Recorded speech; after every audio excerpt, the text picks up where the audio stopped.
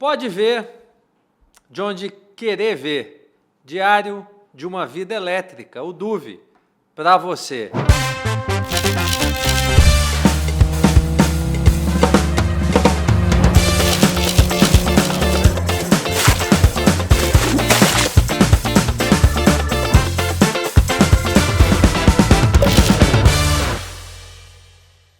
E mais um bom capítulo, e mais uma boa, excelente conversa. Confesso que me sinto muito à vontade nesse papo de hoje. Tem aqui comigo um amigo do setor, onde a gente já teve a oportunidade de dividir muitas ideias, percepções, opiniões, e eu diria até algumas batalhas junto. Tem aqui comigo hoje Ronaldo Kolozuki, presidente do Conselho da Absolar. Ronaldo. Prazer enorme estar aqui com você, Crispim. Tenho te acompanhado há muitos anos. E Obrigado. para mim é um convite muito bacana aqui de poder atender, de estar junto com você hoje aqui. Obrigado por ter vindo. Aquilo que eu disse agora, logo aí na abertura, foram muitas, né, as conversas, algumas institucionais, outras de percepções do setor, outras na amizade. Olha, observe isso, vamos por esse caminho. Né? O setor solar, ele cresceu muito, né, Ronaldo, no Brasil nos últimos anos, né? Um setor que cresceu muito e de forma muito intensa, né? Então, a gente talvez se conheça há 8, 10 anos, mas parece que são 20 anos. É um diário de uma vida elétrica. É um diário de uma vida elétrica. Eu costumo falar que é o setor de pessoas felizes, mas com muita olheira. Muitos choques, né? Muitos choques. Não é fácil ser um empreendedor e ter uma empresa no setor solar. É bastante emocionante, eu diria. E somado a isso, a gente conversou um pouco ali agora, né? Esse papel institucional também, né? Esse papel a gente vai falar aqui, claro, não tem como não falar, óbvio, né? Você está num cargo de muita visibilidade, responsabilidade, participação na discussão, que é presidente do Conselho da Absolar, né, da Associação Brasileira de Solar Fotovoltaica, né, então, um protagonismo sem dúvida nenhuma, e somado a isso que você comentou, né, também atuando já no mercado de solar como um empreendedor. Mas eu queria voltar um pouco, né, para o pessoal conhecer a tua história. O Ronaldo, assim como eu também, não, e tantos outros que passaram por aqui, não é um engenheiro eletricista, né? Não. Sou formado em publicidade e propaganda, com pós-graduação em administração. Ou seja, a história é de empreendedor mesmo, né? História de administrador, de negócios, né? História de empreendedor e história de alguém que sempre gostou de pessoas. Sempre gostou de fazer parte de associações. Começou muito cedo isso. Eu comecei na Associação Comercial de São Paulo. É mesmo? Quando eu era bastante novo. Estava na faculdade ainda, fui participar do grupo de jovens da Associação Comercial. Aí, como eu nunca gostei de perder tempo, eu sempre gostei de participar de algo, mesmo que voluntário, mas procurar fazer algo de útil. E quando você faz algo de útil dentro de uma associação, quando você dedica um pouquinho de tempo, seu trabalho cresce, seu trabalho aparece. E aí de lá eu fui ser diretor executivo da CONAGE, que era a Confederação Nacional de Jovens Empresários. Lá fiz grandes amigos. Um deles, por exemplo, é o Pedro Fiuza. Ah, sim. Da Mercury, Comerc, GDSan. Quem falou muito do Pedro aqui foi... pronto, GDSan. Quem falou muito do Pedro aqui foi o Arthur Souza, que foi CEO inclusive, Arthur fala que se aconselhou com o Pedro quando desse movimento dele de ir para o solar e tal, mais uma boa coincidência. E da CONAGE, que era uma entidade nacional, aí eu conheci na época o Paulo Scaff, quando era candidato a presidente da Fiesp, e aí eu fui participar da campanha dele, e aí ele ganhou a eleição e eu fui ser presidente do grupo de jovens empresários da Fiesp. A gente está falando de quase 20 anos atrás. Isso que eu ia te perguntar. Você tem isso... Está aqui, inclusive, né? Teu LinkedIn não deixa mentir, né? Você tem uma participação no IPO, né? Que eles chamam, né? De YPO, né? Que são Jovem, Young. Qual que é a tradução? Mas isso são coisas diferentes. Naquela época era o Comitê de Jovens Empreendedores da Fiesp. Então eram jovens de 20 e poucos anos.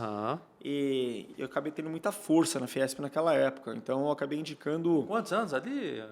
25, 26 anos. Eu acabei indicando um diretor para cada uma das áreas da Fiesp naquela época, departamento de economia, departamento de comércio exterior, por aí afora.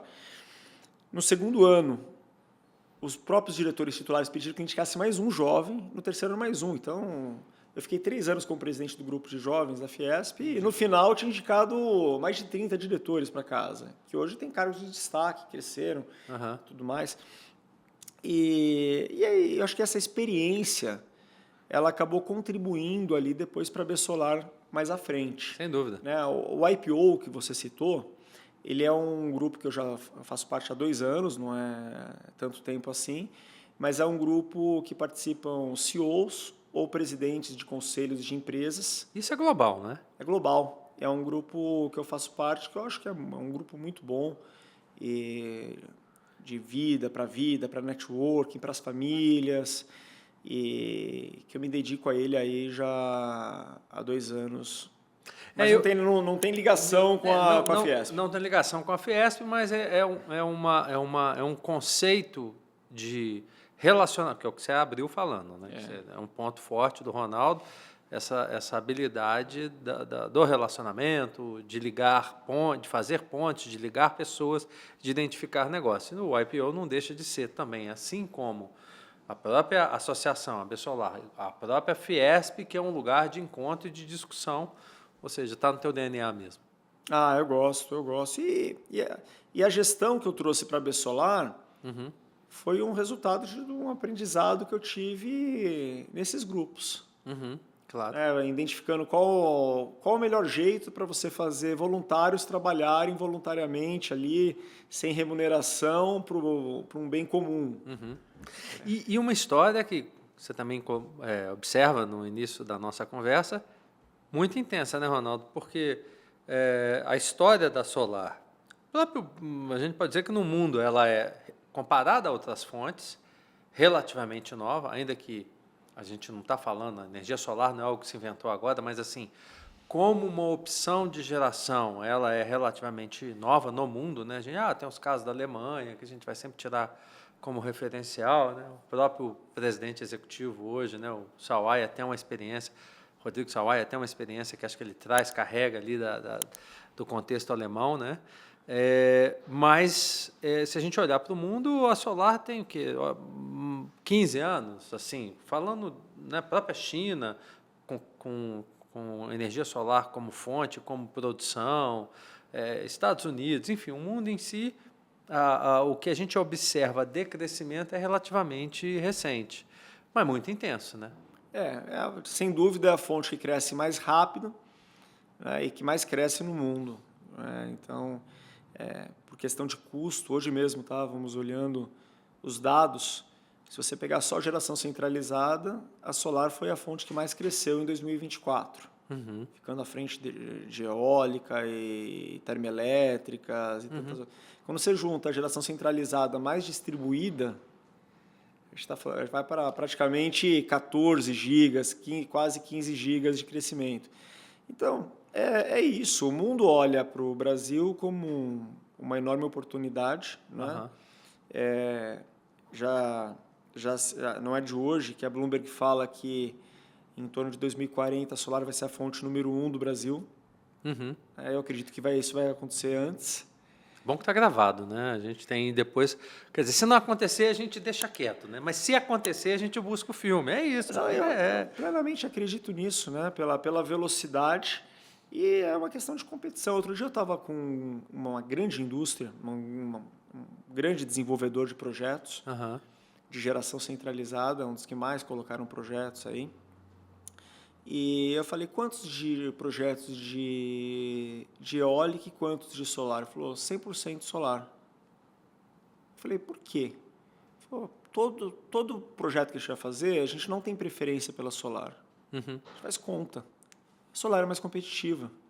Quando você vai para um projeto de eólica, por exemplo, é quase como se você fosse construir um prédio. Você tem toda uma questão de fundação. A complexidade é maior, não tem? A complexidade é maior. A Solar não. A Solar é um projeto mais rápido, é quase montar um Lego, não é? E também de impactos ambientais.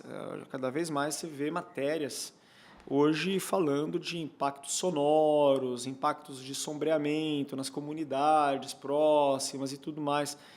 E a solar você não tem isso, né? A solar você não tem barulho.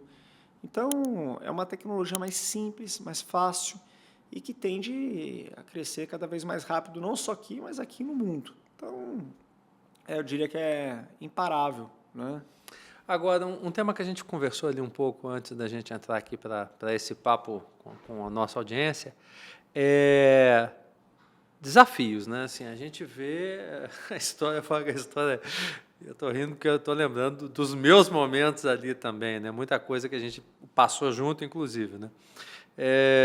Primeiro, a gente teve um desafio natural de fazer com que a fonte acontecesse, explicar para o pessoal que não era para esquentar a água, né? Que, por tudo isso a gente passou. Não, isso não esquenta a água. Não, isso não é.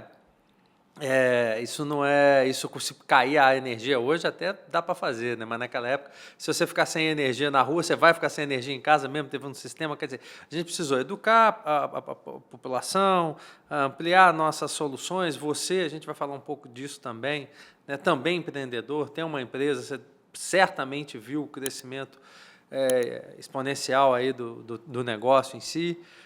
Depois a questão da legislação, a gente não tinha uma lei, a gente tinha uma resolução que, ainda que fosse da agência reguladora, não tinha força de lei, era uma resolução só.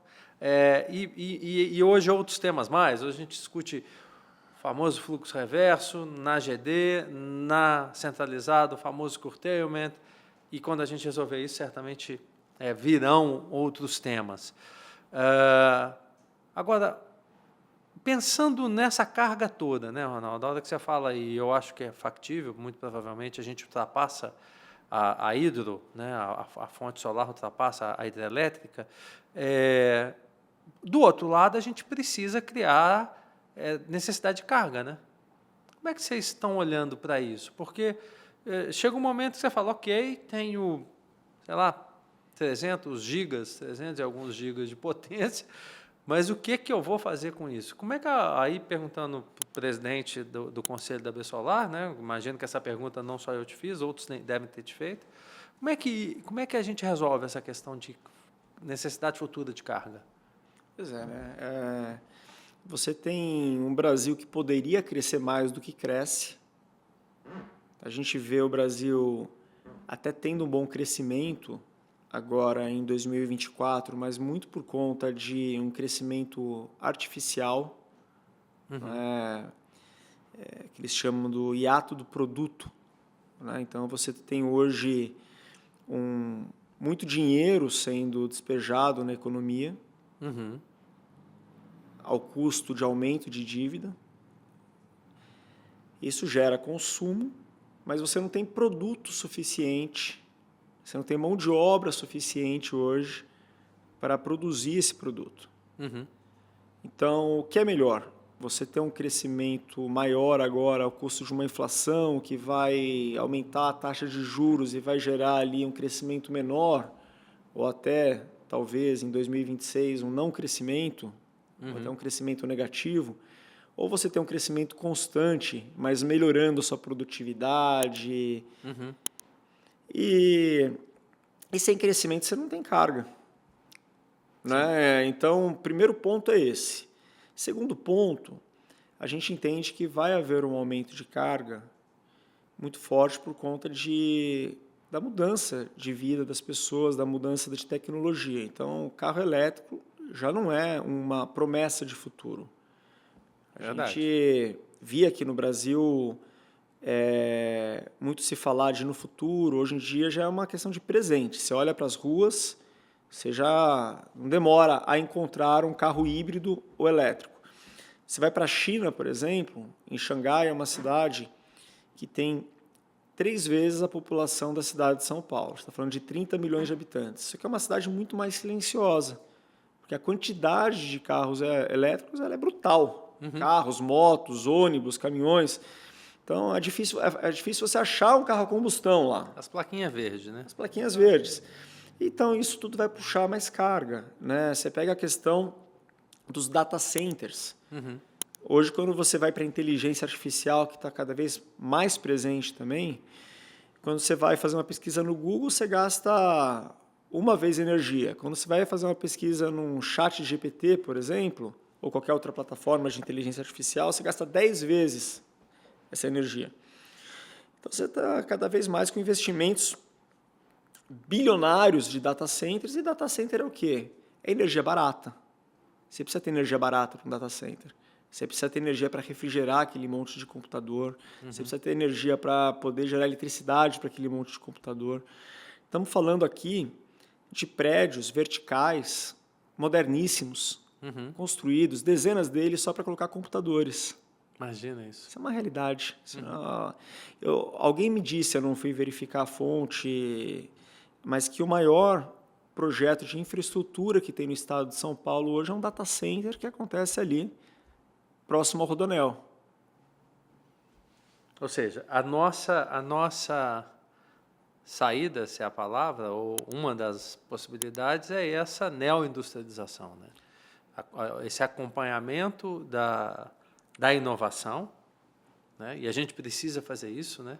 A indústria no Brasil, sei que tem um pé, ou talvez os dois, ali na Fiesp, né? Deve respirar isso, imagino, com frequência, né? Os dados que você está trazendo, o quanto a gente foi se desindustrializando ao longo dessas últimas décadas, né? Últimos anos, né?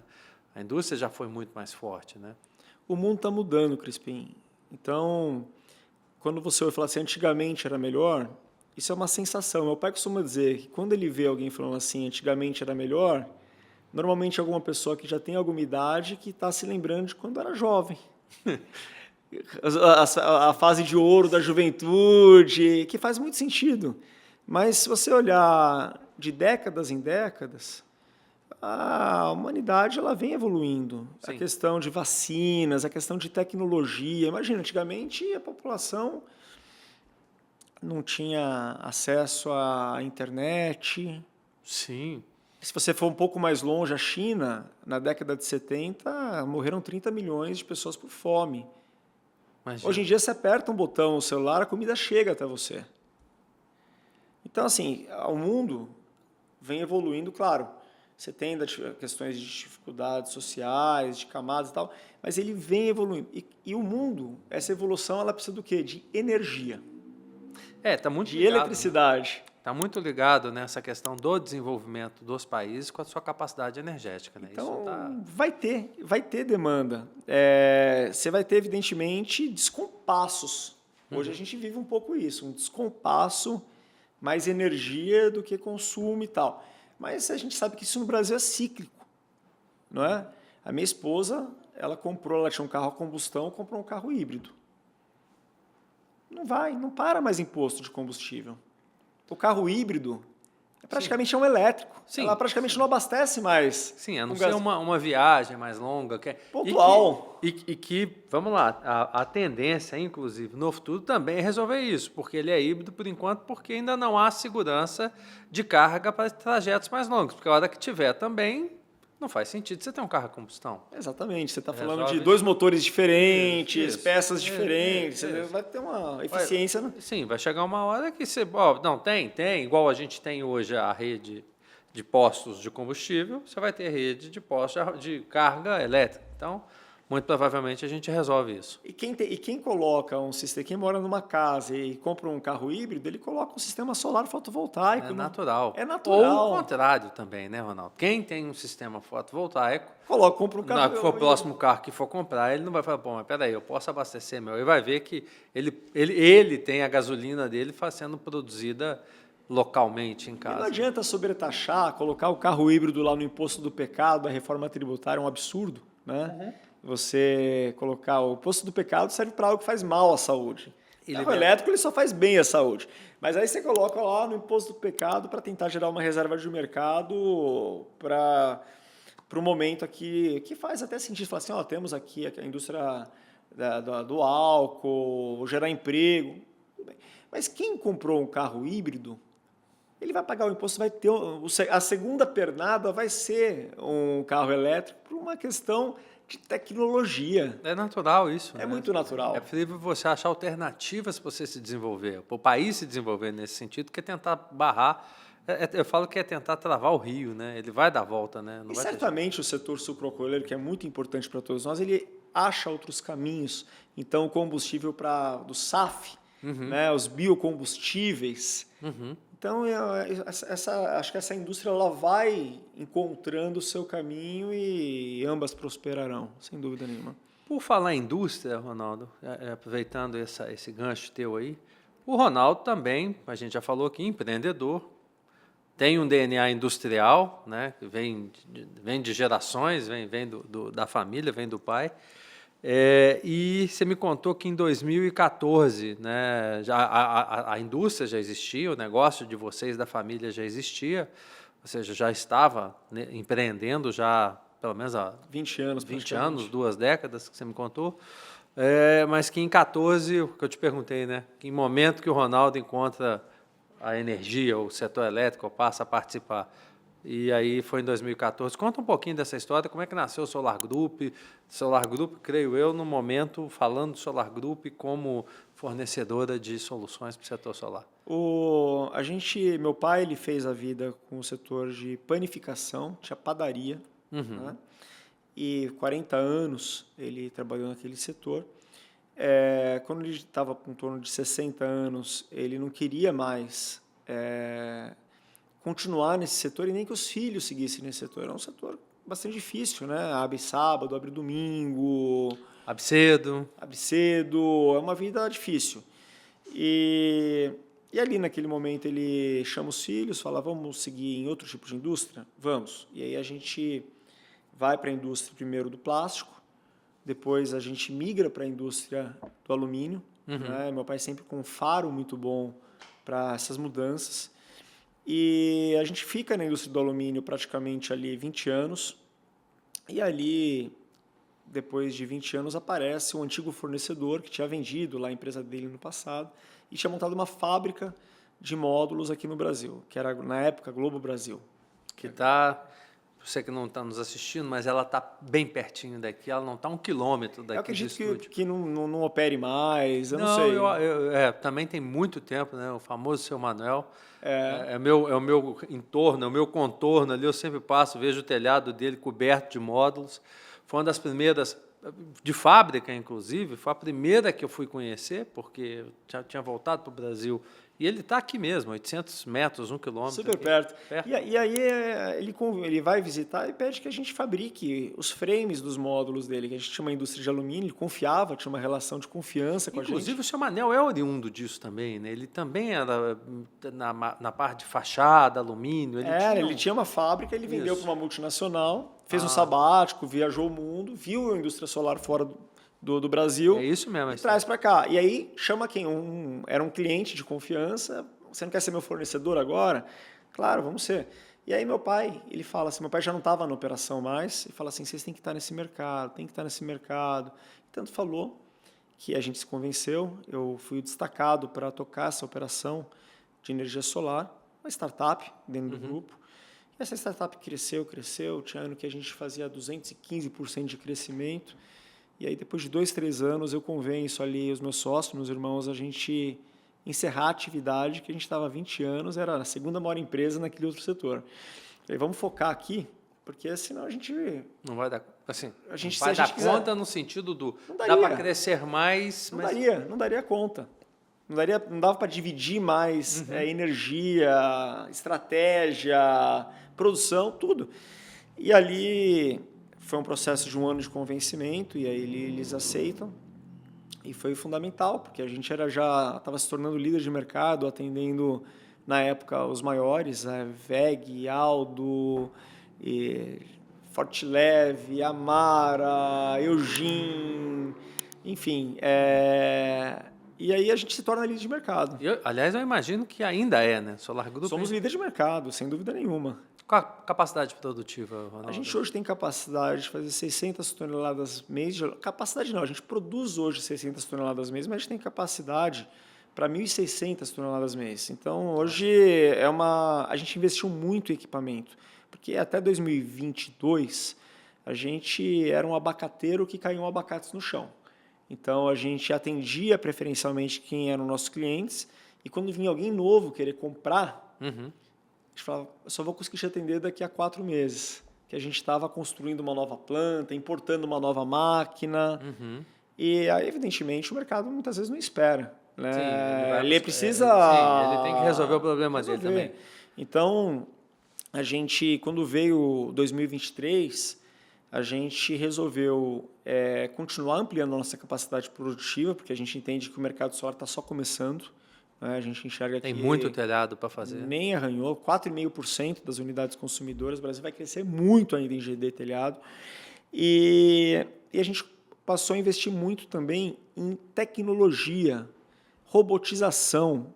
Não é? Então, hoje a nossa produção ela é muito automatizada. Então, a gente conseguiu reduzir muito o número de funcionários. A gente chegou a bater 400 funcionários. Hoje tem 160 funcionários. Fazendo a mesma coisa ou mais. Exatamente. Então, a gente conseguiu trazer mais competitividade. Hoje, a gente consegue repassar essa redução de custo para quem? Para o nosso cliente, para os nossos distribuidores. Né?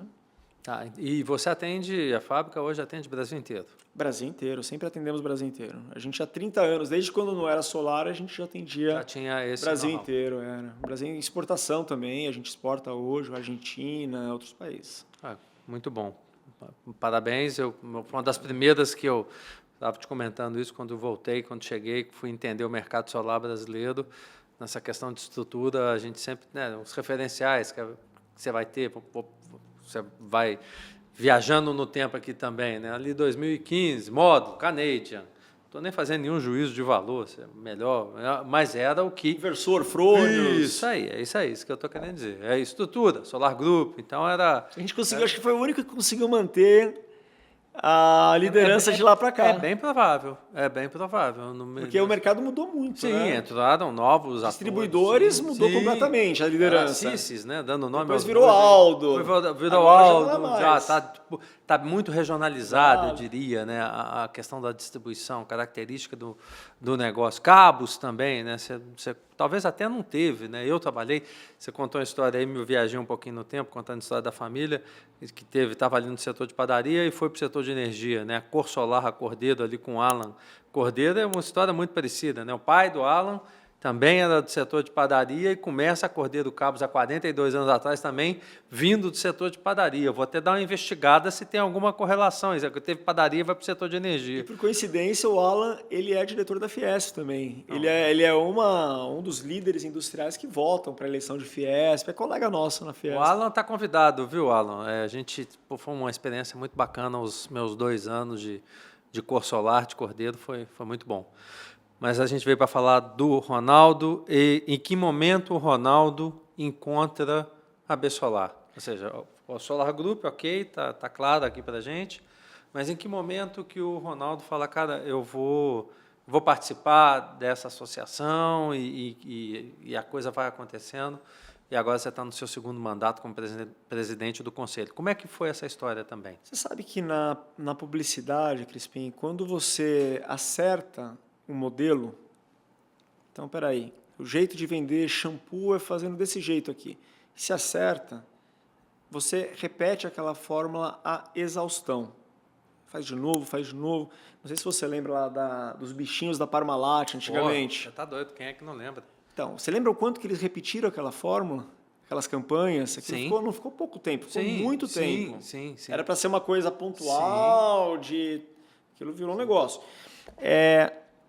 E eu abri aqui comentando um pouco que eu sempre gostei do mundo do associativismo. Sim. Né, de você conhecer pessoas novas. Eu sempre costumo falar que se você que está empreendendo, se tiver uma festa com os teus amigos, que vai estar todos os seus amigos lá, e tiver outra que você não conhece ninguém, se você está empreendendo, vai na outra que não conhece ninguém. Isso vai ser melhor para o seu negócio. Conhecer gente nova, aprender, pessoas melhores do que você. E eu sempre gostei do associativismo. E já tinha Fiesp, já tinha participado da CONAGE, Associação Comercial. E quando eu vou empreender, eu falo, eu preciso me jogar no associativismo da energia solar. E ali eu conheço o Sauaia num evento em 2015, possivelmente. do setor, da WWF. Uhum. Minha cunhada, na época, trabalhava no Santander. Uhum. Eles eram patrocinadores do evento, me convida, eu vou. E conheço, troco cartão, e ali eu falo, eu preciso me aproximar. Eu comecei a tentar me aproximar do Sauai, um dia eu consegui. E aí me associo, começo a participar. Como sempre eu entendo que a gente não pode jogar o tempo fora, eu sempre procurei me dedicar e me dediquei. O trabalho apareceu, me chamou para ser conselheiro. Aí eu me dediquei mais, estava motivado, conselheiro da Bessolar, tinha acabado de entrar. E aí foi um caminho natural para ser presidente. Fui indicado e foi chapa única, né? Então, esse foi o caminho, né? E acho que eu consegui ajudar muita gente nesse período e ajudando os outros, naturalmente, você se ajuda, né? As pessoas procuram querer te ajudar. Enfim. Eu trazendo até um relato aqui, na minha experiência, no meu momento ali também de presidência executiva da BGD, eu me lembro de uma ação tua muito, muito, muito bacana, né? Porque a gente...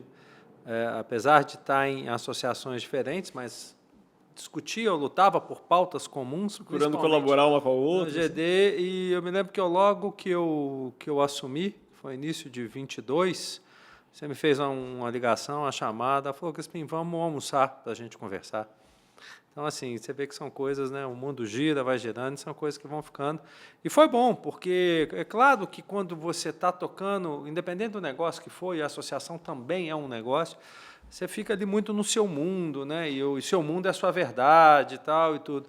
E, às vezes, a visão do outro, você fala, concordo, você chamou, falou, vem cá, vamos entender onde que a gente se ajuda, onde que a gente pode ter uma visão comum, onde a gente vai ter visões distintas, isso é natural, dentro de casa é assim, né? Você contou que são 4 irmãos, né? Certamente tem um irmão que tem uma visão, o outro tem outra, e na minha família é assim também, mas foi legal a atitude. Então, corrobora com o que você está dizendo com o Ronaldo. Que Saramago fala que a ilha...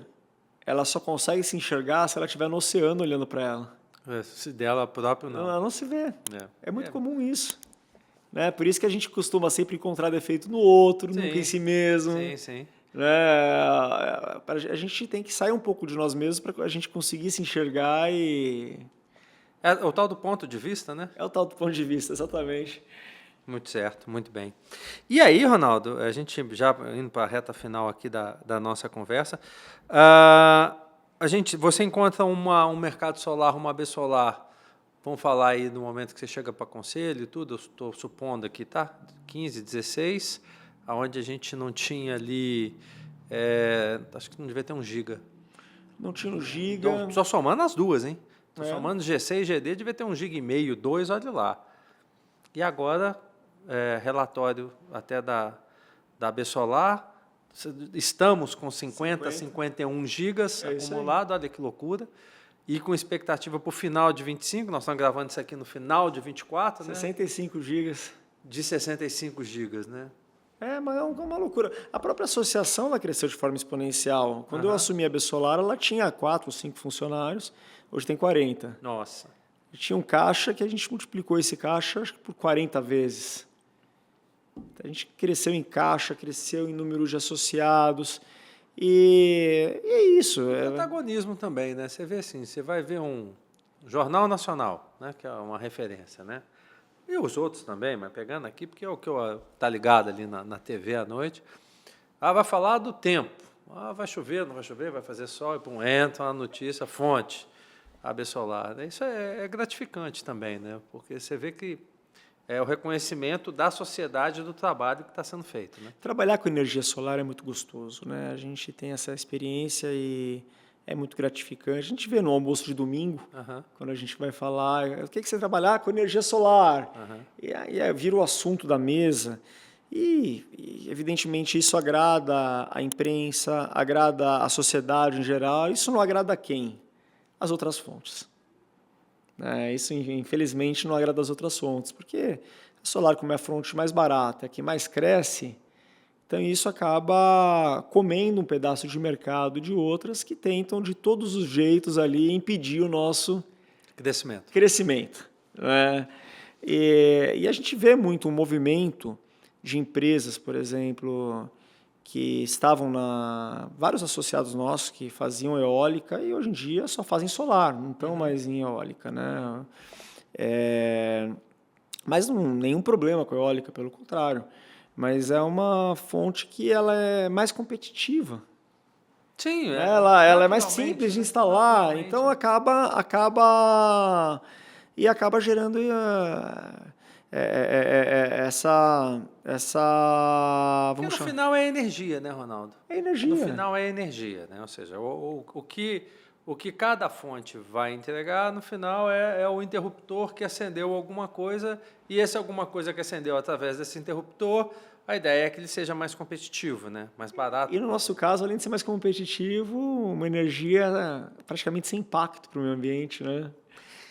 Por falar em impacto, já que a gente está quase fechando, tem um amigo que ele sempre participa. Ele gosta de participar. E você falou de impacto, a gente já falou de desafios do setor. A gente já botou pilha aqui em algumas questões, e esse é o papel dele, que é de botar pilha. Você que nos assiste, inclusive, curta aí nosso canal no DUV, no Diário de uma Vida Elétrica. Eu vou chamar aqui agora, que vocês sabem bem, Ronaldo também já sabe, vou chamar a Zói para botar pilha. Zói, vem cá.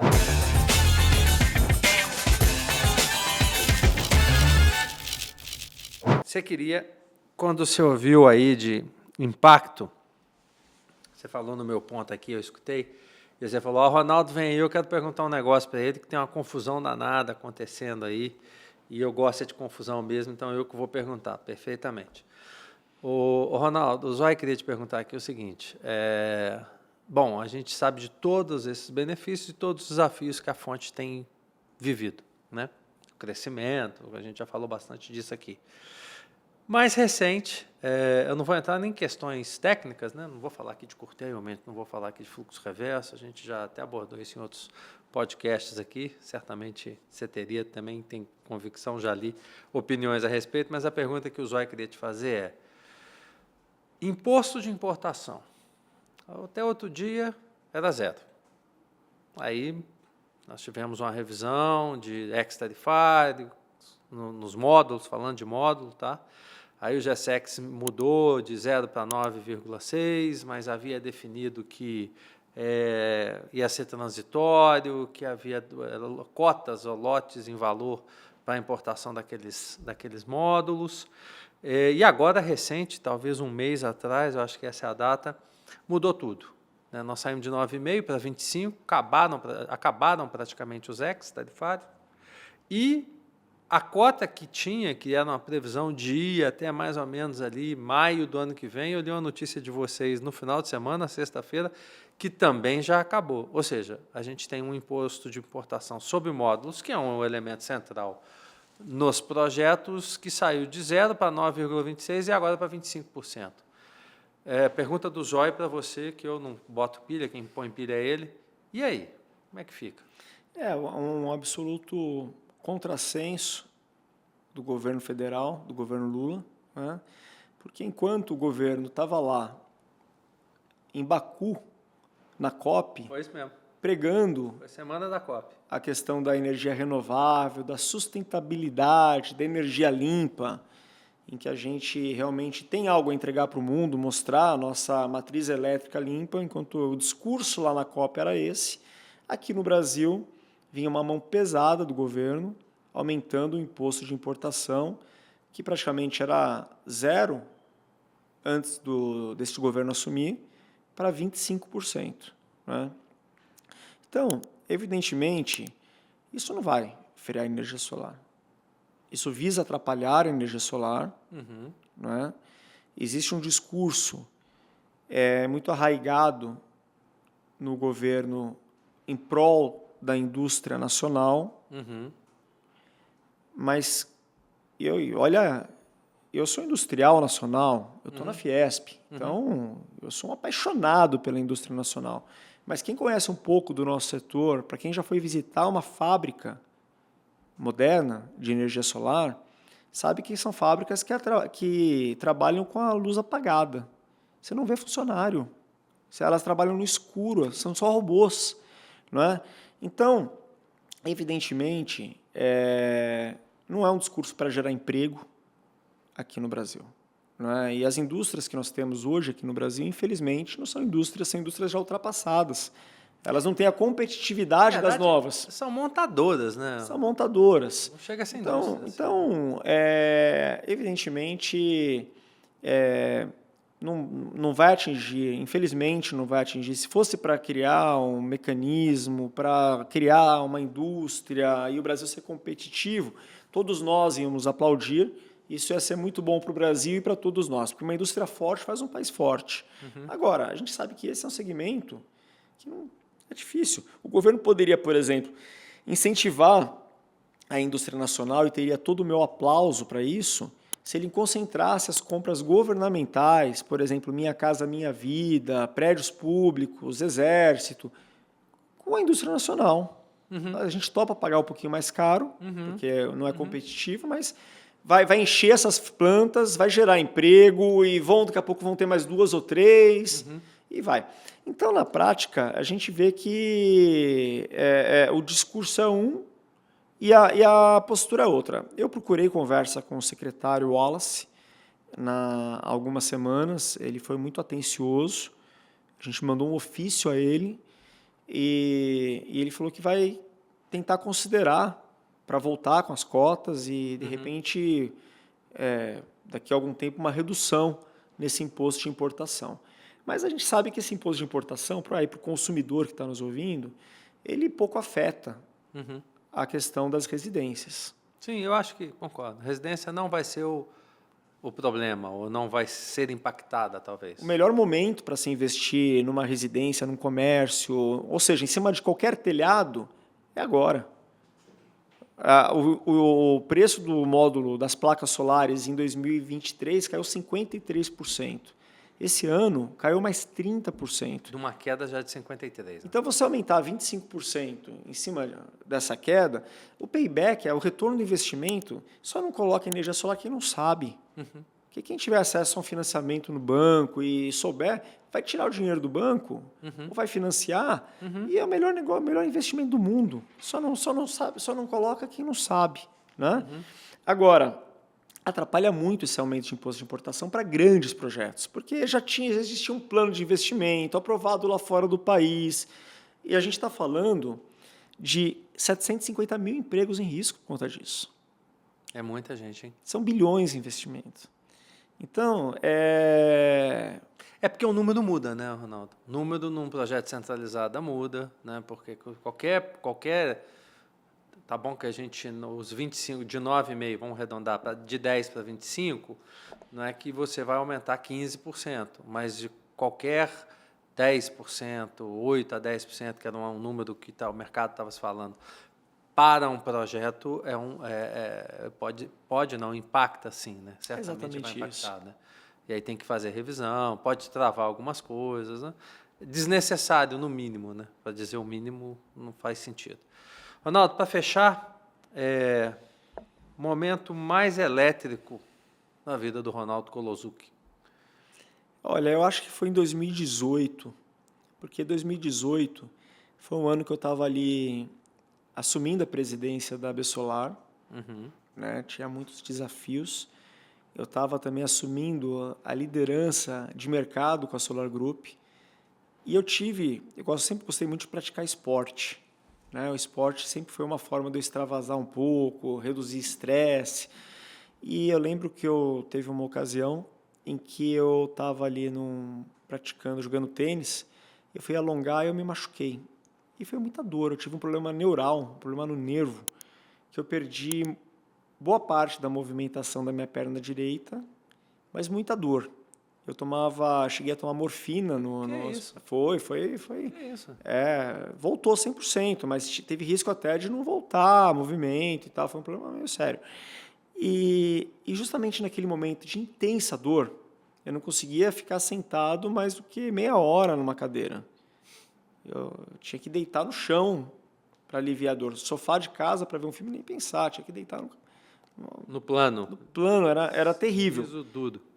Eu passei essa dor durante, 5, 6 meses. E no momento que estava mais agudo isso, eu lembro que, na época, era o maior distribuidor de equipamentos, a Aldo me liga e me chama para negociar. Fala assim, não, você nunca vendeu aqui, vamos conversar e tudo mais.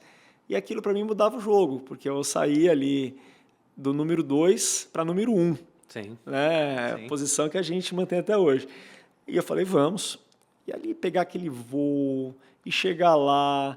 E, por coincidência, o Aldo e a Ruth, eles praticavam tênis. E quando eles viram o esforço que você fez? Daquele jovem que estava lá, que pegou um avião e foi. E no meio da reunião teve que pedir uma sala separada para tirar um pouco o sapato, deitar no chão ali para aliviar a dor.